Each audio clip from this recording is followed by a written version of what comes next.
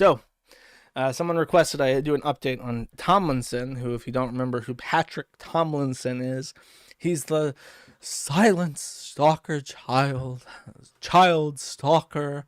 So that's what you think, child stalker. He has opened a auto blog.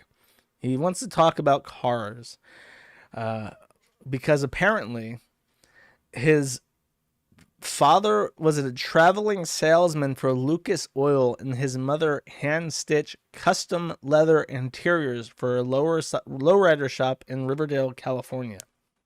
So that's his evidence that he's like an experienced auto mechanic that knows a lot about cars. His father was a traveling salesman, and his mother stitched. And I guess that's what you put on your resume. Usually someone, when they're trying to show that they are very experienced with cars, will say, I've worked on cars for, 20 years. My grandfather worked for Ford, and his son opened a mechanic shop, and I've been, apprenticing with him since I was 12 years old. I've been into cars. Not Patrick Tomlinson. He can express his proficiency with motor vehicles by simply saying that his mother stitched upholstery for cars. Very, very interesting. He tries to keep himself under the radar because he knows that he would be trolled to death by the stalker childs if his name came up at all. So he took on the nickname Torque Wheeler, which sounds fake right off the bat, but the enterprising stalker childs have started referring to him as Pork Squealer. Because he's fat. So they've in his long list of names, they've added Pork Squealer to it, and that's a pretty good one. He also immediately doxed himself because he posted a picture of his fucking car right in front of a McDonald's, and the first thing, like, obviously that's his car because he posted a picture of it elsewhere, the exact same photo with his license plate blurred out and shit. But someone said, I know that's him for sure. You can see the McDonald's in the background. Well, of course, that's Patrick. He's at the Mickey D's. Who else could it be? And kind of tangentially related to this, but very indirectly, Anthony Cumia has joined Cozy. If you don't know, Anthony Cumia was a member of, I think Radio X is what it was called. XM Radio. Radio X was from San Andreas, GTA. XM Radio was a real satellite radio thing. Back in the day when, like, the internet wasn't quite ubiquitous yet, but we still had, like, low bandwidth internet satellites. They launched a bunch of satellites for radio shows, and XM Radio was, like, a really popular thing before, like, you could just plug Spotify into your radio yourself. But Opie and Anthony was like the king of XM Radio. That's the only person I know who had a show on XM Radio. It's the only reason why I remember what XM Radio was. I've never listened to their show. I cannot give you my thoughts on Opie and Anthony as like a show. The only person I know who was Sirius XM. My bad. Whatever. The only person I know who did listen to Opie and Anthony was Katsu. And I've mentioned him before, but he's an old admin. And actually, let me see if I can find this really.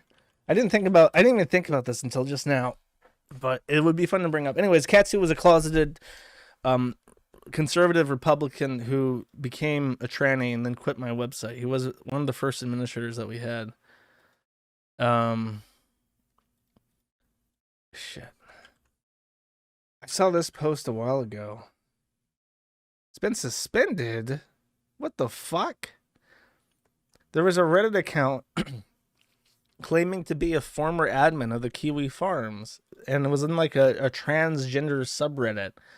It's saying like, I used to be a member of the Kiwi. I used to be an admin of the Kiwi Farms before it became like super anti-trans, and it was weird. And I thought this has to be Katsu. There's nobody else that it would be. We've had very few admins. Like in total, we've had Champtham, who has basically dropped off the earth, and Brooklyn Bailiff, and he was like in his 40s. He wasn't going to troon out. And Katsu and Glaive, and that's it. Like I can name all these people in my hand. So it has to be him, or it's just someone lying. It could be someone lying, but If it is Katsu, that's funny. It's kind of sad. Anyways, point was Anthony Cumia joined Cozy. He used to be part of Opie and Anthony, one of the most popular satellite radio shows on the planet. They were kind of like shock jocks, like Howard Stern-esque shock jocks.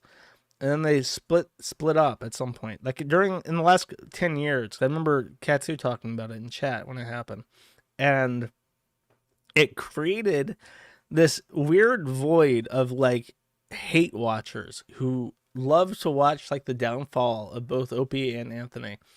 And if Nick Fuentes thinks, and I said as much in the thread, but if Nick Fuentes thinks that like the Kiwi Farms is like bad, the Opie and Anthony people, I think he's in for a shock if Opie and Anthony people start because they don't have like a no touching like zeitgeist in their community.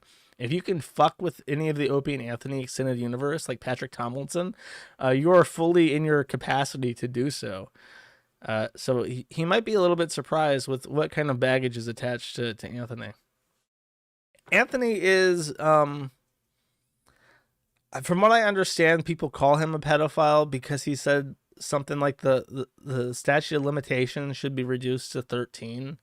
I don't know if that's like a Romeo and Juliet thing where it's like at 18, 13. Even that's really creepy, but he said something like that. And the big P has stuck to him for a very long time. So yeah, I really think that if Anthony does stay on Cozy for a while, Nick Fuentes will be a little bit surprised that it's not just the Kiwi Farms. And as far as my opinion of them goes, I disagree with like their whole thing about like fucking with every guest that has ever appeared on Opie and Anthony. I think that's probably a bridge too far in terms of like trying to get content. But I would describe it like this: the Opie and Anthony people, we see each other. You know, the Kiwi Farms and the Opie and Anthony people, we see each other once every so often, like at Thanksgiving, and we don't get into a fight when we're at Thanksgiving. But it's probably for the best that we live 2 states apart. You know what I mean?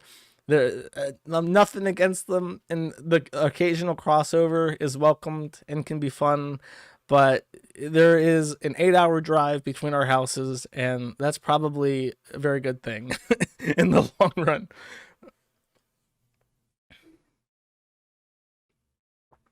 Anthony is a pedo. He's following 13-year-old girls. Jersh needs to watch Red Bar. I think the less I know about Opie and Anthony, the better off my life will be, my friend. That's like too much to catch. I cannot catch up on 20 years of like shock jock radio.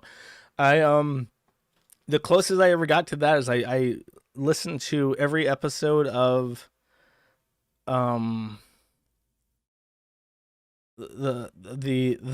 the Maddox and Dick Masterson thing. What the fuck was that? Oh, The Biggest Problem in the Universe. I listened to every episode of that while in an airport in Ukraine because I had like a 12-hour layover. So I just listened to every episode like back to back throughout my one of the worst trips I've ever been on in my entire life.